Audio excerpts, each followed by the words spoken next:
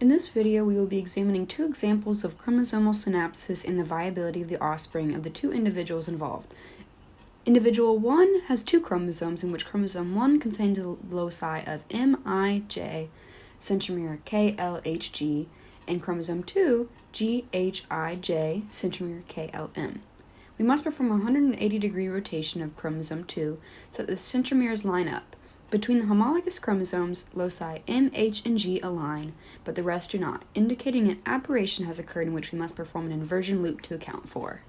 This aberration will be a paracentric inversion as it contains the centromere. When we perform our inversion loop, chromosome 1 forms into what I like to think looks like an omega symbol, and chromosome 2 into the loop of a roller coaster, in order to align the mismatched loci. When meiosis 1 occurs, there is a crossover event between the J and K loci, and we will follow the four paths in order to observe the offspring generated from this event. Following path 1, we observe the order MIJ centromere KLHG, which is a viable non-recombinant offspring. Path 2 gives us MIJ centromere KLM as we follow the crossover event through the loop on chromosome 2. This offspring is recombinant and non-viable as it is missing H and G loci and has a duplication of M.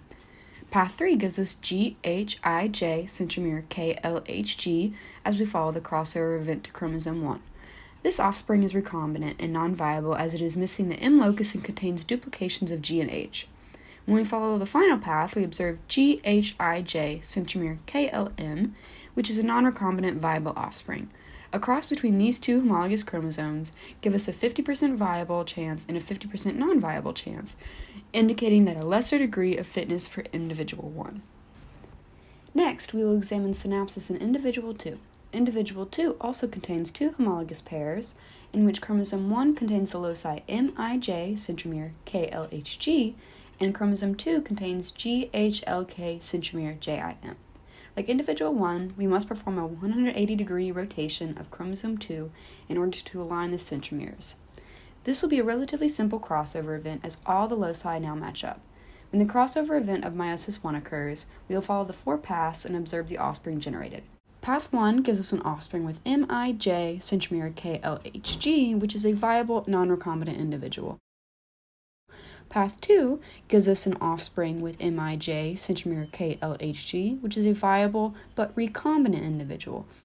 Path 3 gives us an offspring with MIJ centromere KLHG, which is also a viable recombinant individual. And Path 4 gives us an offspring with MIJ centromere KLHG, which is viable and non-recombinant. A cross between these two homologous chromosomes gives us a 100% viable offspring, indicating a greater degree of fitness for individual 2.